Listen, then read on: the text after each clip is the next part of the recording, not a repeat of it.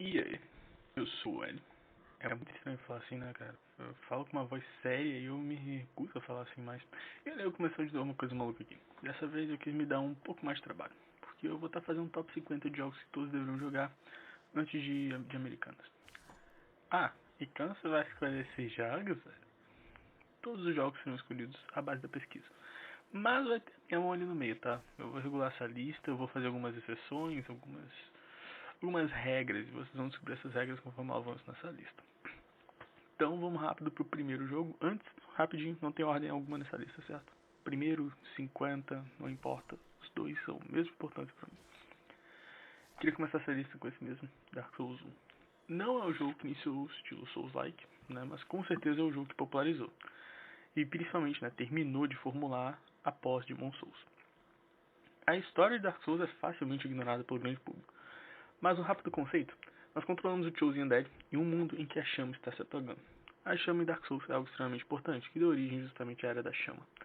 Antes de nós existirmos, a chama, sendo tão preciosa como é, foi mantida acesa por lords passados.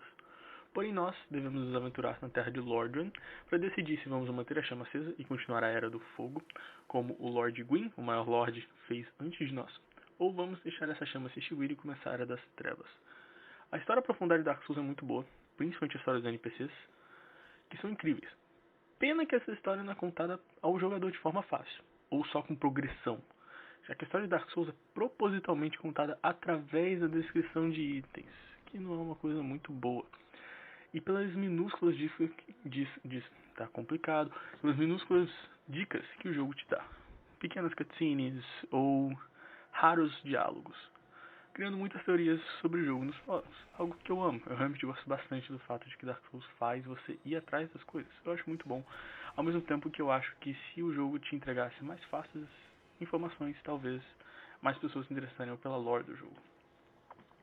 O foco da franquia Souls é sua própria jogabilidade, que muitos consideram os jogos mais difíceis já feitos. No início do jogo podemos escolher uma classe. Mago. Eu só lembro de uma. Mago, Cavaleiro, Wonder, eu lembro dos jogos em inglês, Bandit, The Private, qualquer uma delas, mas isso não importa muito, até porque durante o nosso jogo, o personagem pode tomar o rumo que o jogador quiser com seus status. Pode começar como Cavaleiro e terminar como Mago, pode começar como Pyromancer e terminar como Monge. É Monge o nome da classe em português? Ah, vocês vão me corrigir aí. Então podemos upar nossos levels e criar várias builds diferentes para finalizar o jogo. Seu personagem não precisa ficar preso a uma só coisa.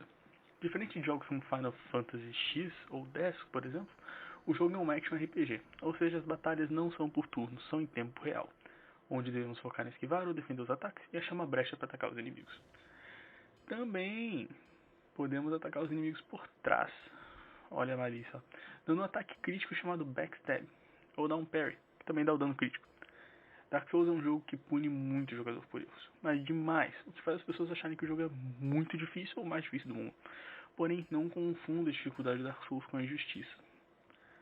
Tipo certos jogos como Nioh, Dark Souls 1 principalmente é um jogo bem injusto com a sua dificuldade. Não necessariamente vai te tirar recursos ou vai fazer você perder qualquer coisa para o jogo continuar. Não. Além disso, os chefes também são geralmente meio equilibrados. Dano alto, mas geralmente é muito lento. Um chefe em dupla. Um é rápido, mas tem pouca defesa, enquanto o outro é pesado, demora muito, mas dá um dano bom. Então o jogo sempre te dá essa sensação de conforto de que apesar dele ser bem difícil, ele não apela para a injustiça para ser difícil. Também podemos usar magias, são 3 tipos no total. Piromancias, magias de fogo, as mais fáceis de se usar. Sorcerers, magia focada no atributo de inteligência, geralmente é a build mais forte. Começa bem fraco, mas acaba sendo a build mais forte no final do jogo. Milagres, magias focadas no atributo de fé. É bem raro você ver um jogador iniciante fazer esse tipo de build porque são builds mais difíceis. Principalmente no Dark Souls 1, a build de Sorcerer é muito difícil de fazer no Dark Souls 1 se você for fazer uma build forte mesmo. E a de fé nem se fala, irmão. De fé no início é impossível. Além disso, existem vários tipos de armas de Dark Souls. Espadas grandes, pequenas, lanças, martelos, machados, arcos, bestas, escudos grandes, escudos pequenos, yada. Além de inimigos comuns, temos subchefes, né? Geralmente eles aparecem antes do grande boss e muitas vezes conseguem ser mais difíceis do que o próprio chefe. E também, é claro, os chefes que com certeza você conhece vários. A nossa forma de checkpoint, são as fogueiras, mais conhecidas como bonfire, onde podemos salvar, respawnar os inimigos, sim, os inimigos respawnam, tirando os mini-chefes e os chefes, upar de level e mudar a nossa forma. Mas assim, eu posso ser um lagarto? Óbvio que não sou uma mula. Em Dark Souls, nosso personagem é um morto-vivo, porém nós podemos adquirir um item chamado Humanidade, item esse que nos deixa na aparência humana, que tem efeitos muito fortes. Dessa forma, podemos ser invadidos, que é o multiplayer do jogo, podemos invadir alguém ou até mesmo summonar, e eu já explico como isso funciona em alguns segundinhos. Além disso, podemos aumentar também a quantidade que ganhamos dos itens de cura, que se chamam Estus Flask, ou frasco de Estus, se você chamam em português. Podemos chegar no limite de 20 até o final do jogo, tá? Para chegar em 20, você precisa de um item, e eu não vou explicar tudo isso aqui, porque eu não estou tentando me aprofundar ao ponto desse vídeo ficar parecendo um vídeo de saga, né?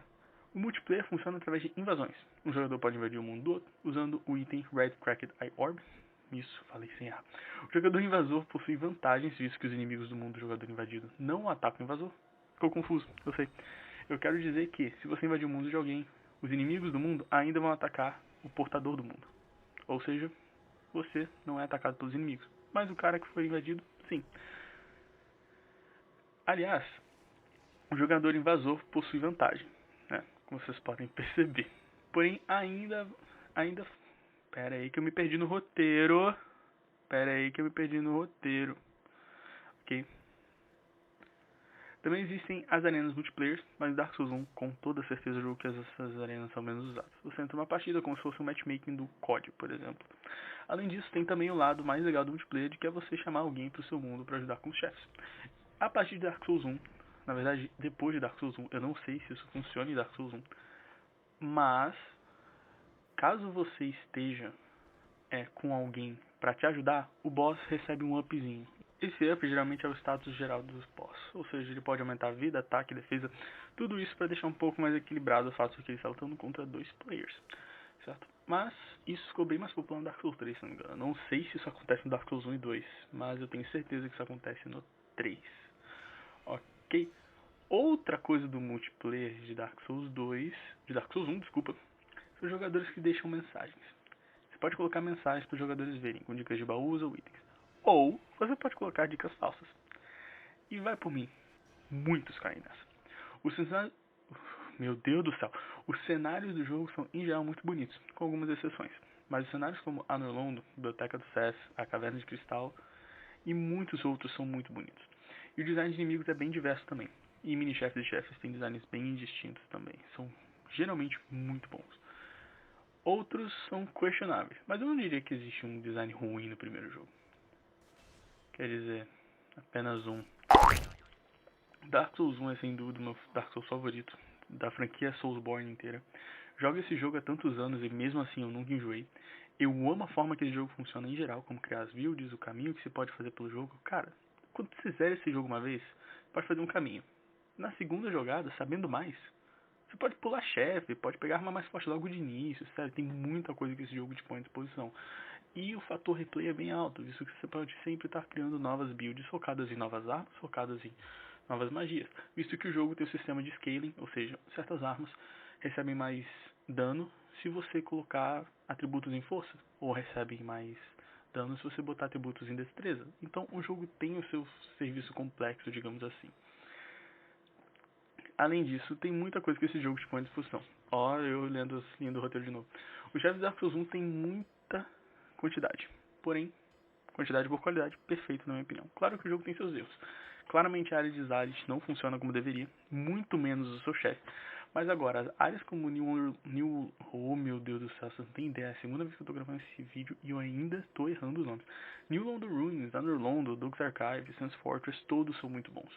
E os chefes então nem se falam, a maioria são perfeitos. O Four Kings, cara, de longe é o que mais me deu dificuldade quando era criança. Cara, é muito difícil, cara, essa desgraça era muito difícil, mano. O Warren e Smoke também são excepcionais, uma aula de como fazer boss em dupla. E o meu favorito é o Sif, da versão base. Eu amo a lore do Sif e a batalha, sem contar o final da vida do Sif, que é muito triste, mano. O Nito também eu acho um design muito incrível. E eu amo a ousadia de Dark Souls 1 de ter um chefe final fraco. Sim, eu sei que muitos de vocês podem ter passado dificuldade, inclusive eu passei. Mas o fato é de que o chefe final... Não é possível. O chefe final de Dark Souls 1 tem sim uma fraqueza muito eminente. Os parries. Sem contar o fraco de que... não é possível. Sem contar o fato de que, em geral, o Gwyn é bem fraco.